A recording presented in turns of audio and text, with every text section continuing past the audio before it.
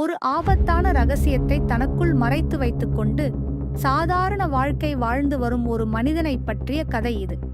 தன் குடும்பத்தை காப்பாற்றுவதற்காக சொன்ன அந்த பொய் வெளியில் தெரியவரும் சமயத்தில் அது அந்த குடும்பத்தையே அழித்துவிடும் அளவு அச்சுறுத்தலாகிறது.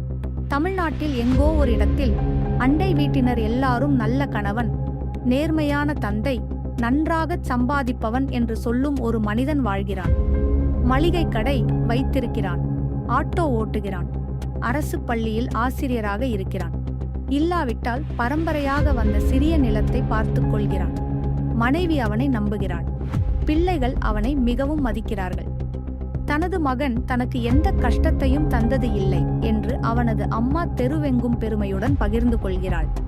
அவன் வாழ்க்கையிலுள்ள எல்லாமே மிகச் சரியாக இருக்கிறது என்பதையே சொல்வதாக இருக்கிறது. ஆனால் உண்மையில் ஏதோ ஒன்று இருக்கிறது. அந்த சாதாரண மனிதனுக்கு இன்னொரு மறைக்கப்பட்ட அடையாளம் இருக்கிறது. அதிகாரம், வன்முறை, செல்வம் அல்லது யாருக்கும் தெரியாத ரகசியம் நிறைந்த ஒரு பழைய வாழ்க்கை. பல ஆண்டுகளுக்கு முன்பே அவன் அதை மூடி மறைத்து வைத்திருக்கிறான். ஒருவேளை சென்னையின் அண்டர்வேர்ல்டு உலகில் எல்லாரையும் நடுங்க வைத்த ஒருவனாக இருந்திருப்பான். ஒரு பெரும் இரத்த களரிக்கு பிறகு எல்லாவற்றையும் விட்டுவிட்டு வந்திருப்பான். ஒருவேளை அழிக்கப்பட்டு விட்டதாக நம்பப்படும் ஒரு வம்சத்தை சார்ந்தவனாக இருப்பான். ஒருவேளை ஒரு திட்டம் தவறாக போனதால் அரசு கோப்புகளிலிருந்தே நீக்கப்பட்ட முன்னாள் உளவுத்துறை அதிகாரியாக இருப்பான். ஒருவேளை மிக மோசமான ஒரு கிரிமினல் சாம்ராஜ்யத்தின் வாரிசாக பிறந்து அதனை விரும்பாமல் புதிய ஊரில் போலி பெயரில் அதை மறைத்து வாழ்ந்து கொண்டிருப்பான். இரகசியம் எதுவாக இருந்தாலும் சரி, அவன் சாதாரண வாழ்க்கையை தேர்ந்தெடுத்ததற்கு காரணம் குடும்பத்தின் மீதான் அக்கறைதான். தன் குடும்பம் பயமின்றி வாழட்டும் என்று சாதாரணன் ஆகிவிட்டான். ஆனால் இந்த தேர்வு ஒவ்வொரு நாளும் அவனிடம் ஏதோ ஒன்றை பறித்து கொண்டே இருக்கிறது. உண்மையை அறிந்தால் அஞ்சி நடுங்கக்கூடிய ஒரு உள்ளூர் தாதாவிடமிருந்து அவன் தாங்கிக் கொள்ளும் ஒவ்வொரு அவமானமும், சில சத்தங்களை கேட்கும்போது ஏன் துடிக்கிறான் என்று மனைவியிடம் சொல்லும் ஒவ்வொரு பொய்யும், குடும்பம் தூங்கிய பிறகு தனியாக உட்கார்ந்து சில நிமிடங்கள் முகமூடியை கழட்டி வைக்கும் ஒவ்வொரு இரவும் அந்த விலை. அவன் ஒரே ஒரு விஷயத்தை மட்டுமே விரும்புகிறான். அந்த இரண்டு உலகங்களும் என்றென்றும் தனித்தனியாகவே இருக்க வேண்டும். ஆனால் அந்த என்றென்றும் இப்போது முடிவுக்கு வரப்போகிறது. அவனது கடந்த காலம் இறந்துவிடவில்லை, பொறுமையாக காத்திருக்கிறது, இப்போது வந்து கொண்டிருக்கிறது. கதையை தொடங்கி வைக்கும் சம்பவம் என்பது திடீரென்று நிகழும் ஒரு அத்துமீறலாக இருக்கும். எதிர்பாராத விதமாக நடக்கும், நேரடியாக தாக்கும், புறக்கணிக்க முடியாத ஒன்று. அண்டை வீட்டு தெருவில் ஒரு அந்நியன் தோன்றுகிறான். கதாநாயகனின் பழைய பெயரை சொல்லி கேள்விகள் கேட்கிறான். அல்லது பல ஆண்டுகளுக்கு முன்பே கதாநாயகன் எரித்துவிட்ட ஒரு முத்திரை பதிக்கப்பட்ட கடிதம் வருகிறது. அல்லது அவன் குடும்பத்தை நேரடியாக அச்சுறுத்தும் ஒரு உள்ளூர் பிரச்சனை, நிலம் மற்றும் சொத்துக்கள் பறிப்பு, சாதி அடிப்படையிலான தாக்குதல், அரசியல் ஆதிக்கம் கொண்ட ஒருவரின் வசூல் அட்டூழியம் என சாதாரண மனிதனால் சமாளிக்கவே முடியாத அளவிற்கு தீவிரமடைகிறது. உள்ளிருக்கும் மறைக்கப்பட்ட சுயம் விழிப்படைகிறது. இரண்டு உலகங்களும் ஒன்றை ஒன்று தொட்டுக்கொள்ளும் அந்த நிமிடம் கதை உயிர்ப்பெடுத்து வேகமாக நகர ஆரம்பிக்கும். இந்த போட்டியில் வரும் எதிரி வெறும் வில்லன் அல்ல, கதாநாயகனின் மறைக்கப்பட்ட கடந்த காலத்தோடு நெருக்கமான தொடர்பு கொண்ட ஒருவர். முதல் கட்டத்தில் அவர் கதாநாயகன் யார் என்று தெரியாத ஒரு உள்ளூர் அடக்குமுறையாளராக இருக்கலாம். ஆனால் நீண்ட நேரம், கிட்டத்தட்ட 100 மணி நேரம் கதையை தாங்கிக் கொண்டு செல்லும் உண்மையான எதிரி கதாநாயகன் இதுவரையில் மறைத்து வைத்திருந்த உலகிலிருந்தே வருவார். ஒருவேளை கதாநாயகன் திடீரென தனது அடையாளத்தை மறைத்துவிட்டு சாதாரணனாக மாறிவிட்டதை துரோகமாக உணரும் முன்னாள் கூட்டாளியாக இருக்கலாம். ஒருவேளை அதே பாரம்பரியத்தின் மற்றொரு வாரிசு, நாயகன் செய்ய வேண்டிய ஒரு கடமை இன்னும் நிறைவேறாமல் இருப்பதாக நம்புகிறவனாக இருக்கலாம். ஒருவேளை ஒரு பிரதிபலிப்பைப் போல நாயகன் எடுத்ததற்கு பூரண எதிரான முடிவை எடுத்தவன். மறைக்கப்பட்ட உலகிலேயே தங்கி நாயகன் தானே இப்படி ஆகிவிடக்கூடுமோ என்று பயப்படும் ஒரு அரக்கனாக மாறியவன். இந்த வில்லன்களுக்கு அவர்கள் எடுத்த முடிவு சரிதான் என்று நம்புவதற்கு ஒரு காரணம் இருக்கிறது. அவர்களுக்கும் காக்க வேண்டிய தங்களுடைய குடும்பம் இருக்கிறது. நாயகன் செய்ததாலோ அல்லது செய்யாமல் விட்டதாலோ உருவான ஒரு ஆழமான வேதனை அவர்களுக்குள் இருக்கிறது. நாயகனுக்கே தெரியாத அந்த பாரம்பரியத்தின் ஒரு மறைமுக ரகசியம். ஒரு ரகசியத்தின் உள்ளேயுள்ள இன்னொரு ரகசியம் அவர்களுக்கு தெரியும். இந்த பயணம் மெதுவாக உண்மைகள் வெளிப்படிக்கொண்டே செல்லும் ஒரு பயணம். கதாநாயகன் குடும்பத்தை காக்க மறைக்கப்பட்ட அடையாளத்தை வெளிக்கொணரும் ஒவ்வொரு முறையும் சாதாரண வாழ்க்கையில் ஏதோ ஒரு சிக்கல் வருகிறது. ஒரு உறவு பதட்டமடைகிறது. நம்பிக்கையின் ஒரு துண்டு மெதுவாக சிதைகிறது. விளக்க முடியாத ஒன்றை ஒரு குடும்ப உறுப்பினர் கவனிக்கிறார். மறைக்கப்பட்ட அடையாளம் ஒரு வரமில்லை. அது குறைந்து கொண்டே போகும் ஒரு வங்கிக் கணக்கிலிருந்து எடுக்கும் பணம் போன்றது. வெற்றியின் வழி என்பது எதிரியை வலிமையால் வீழ்த்துவதில் இல்லை, இந்த இரட்டை வாழ்க்கையை தவிர்க்க முடியாததாக ஆக்கிய சூழல்களையே தகர்ப்பதில் இருக்கிறது.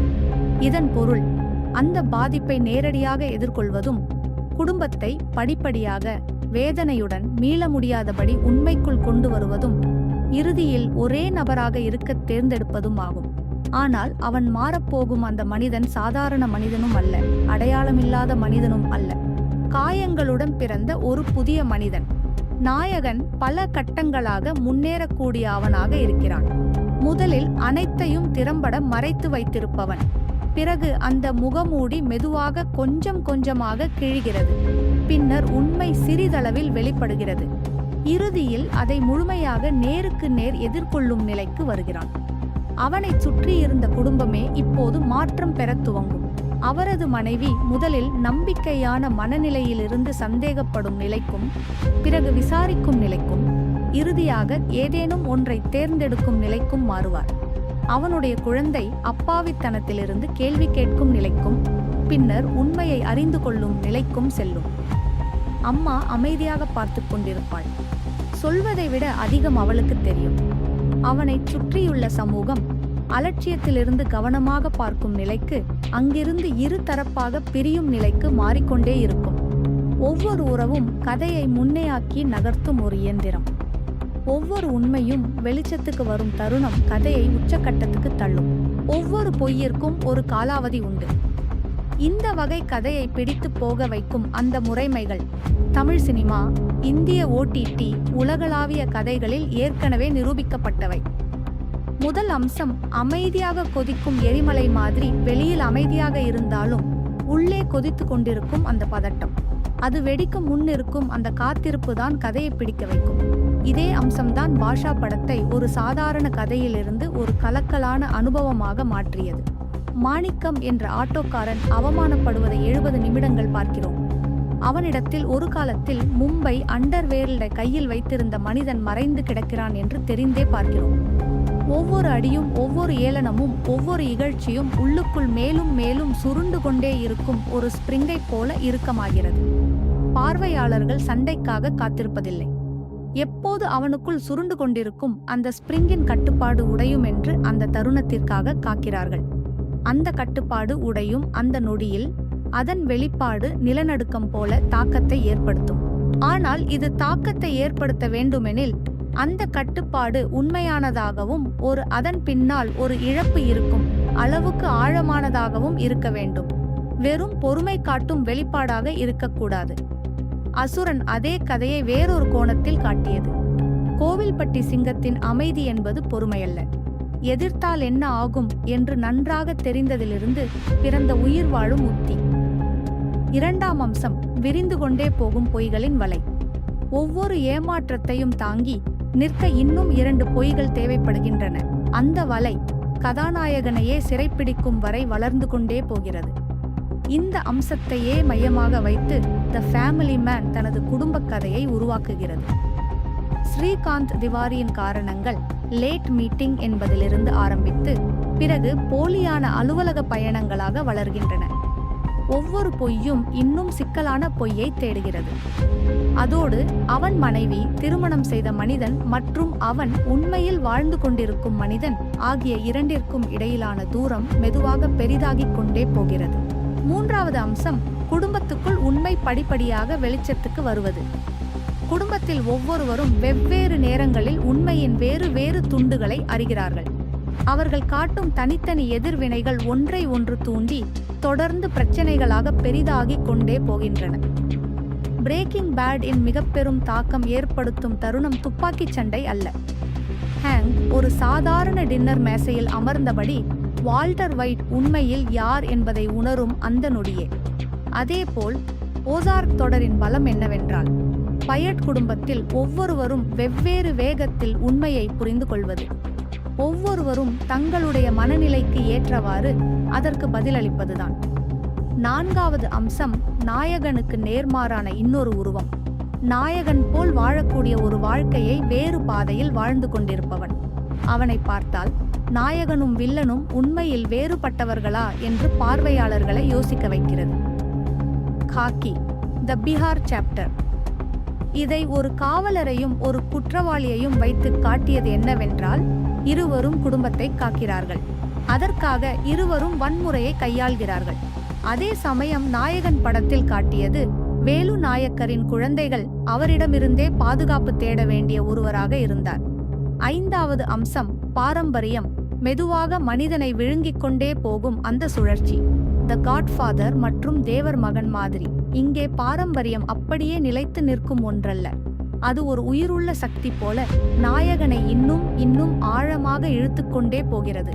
அந்த பாரம்பரியம் அவனை எப்படி பார்க்க விரும்புகிறதோ அப்படியே அவன் மாறிக்கொண்டே போகிறான். ஒரு கட்டத்தில் கேள்வி, அவன் இதிலிருந்து தப்பிக்க முடியுமா என்பதிலிருந்து அவன் ஆரம்பத்திலிருந்தே இப்படித்தானா என்பதாக மாறிவிடுகிறது. திகிலை வெளிப்படுத்துங்கள். பயமல்ல, உற்சாகமல்ல, திகில். தான் நேசிக்கும் ஒருவன் 2 உலகங்களையும் தனித்தனியாக பிடித்திருக்க போராடுவதை அவை மோதும் என்று தெரிந்தே பார்த்து கொண்டிருக்கும் அந்த திகில். ஒரே அத்தியாயத்தில், ஒரே காட்சியில், சில நேரம் ஒரே வாக்கியத்திலேயே குடும்பத்தின் நெருக்கமும் ரகசியமாக வைத்திருந்த உலகத்தின் நெருடலும் ஒரே காட்சியிலேயே சேர்ந்து உணரப்பட வேண்டும். தமிழ் வாசகர்களுக்கு இந்த உணர்வு நன்றாகத்தான் தெரியும். குடும்பம் என்ற பாரம், கூட்டு குடும்பத்தின் கவனிப்பு, ஒவ்வொரு விஷயமும் கவனிக்கப்படும் அந்த சூழல். நீங்கள் பேசாமல் இருந்தாலும் அம்மா புரிந்து கொள்வாள். நீங்கள் யாரை சந்திக்கிறீர்கள் என்று அண்டை வீட்டார் கூட கவனித்துக் கொண்டிருப்பார்கள். அந்த நேரம் ஓடிக்கொண்டிருக்கும் உணர்வு அது தனியாக மிகவும் நம் மண்ணுக்கே உரிய ஒன்றாக இருக்கிறது. உங்கள் இலக்கு ஒவ்வொரு அத்தியாயமும் ஒன்றுக்கொன்று ஒப்புரவு கொள்ள முடியாத 2 உலகங்களுக்கும் இடையிலான மோதலை இருக்கும் ஒரு ஆடியோ தொடரை உருவாக்குங்கள். கதாநாயகன் பொய்யின் மேல் கட்டி எழுப்பிய குடும்பம். இன்னொரு பக்கம் அவனை அவர்கள் அறியாத ஒருவராக மாறத்தீனிக்கும் அந்த மற்றொரு வாழ்க்கை. ஒவ்வொரு எபிசோடிலும் அந்த முகமூடி கொஞ்சம் கொஞ்சமாக கிழிய வேண்டும். அவனது நம்பிக்கைத்தன்மை சோதிக்கப்பட வேண்டும். மறைந்திருக்கும் அந்த அடையாளம் அவனிடமிருந்து ஒவ்வொரு முறையும் ஏதோ ஒன்றை பறித்து கொண்டே இருக்க வேண்டும். கதை நகரும் போது அவன் மறைக்க நினைத்த உண்மையை விட அவன் உருவாக்கிய பொய்யே பெரிய ஆபத்தாக மாறும் அந்த தருணத்தை நோக்கி எல்லாம் சென்று சேர வேண்டும். மேலும் கதாநாயகன் தான் யாராக இருக்கப் போகிறான் என்பதை இனிமேல் மாற்ற முடியாதபடி தேர்ந்தெடுக்க வேண்டிய கட்டாயத்திற்கு உள்ளாக்கப்பட வேண்டும்.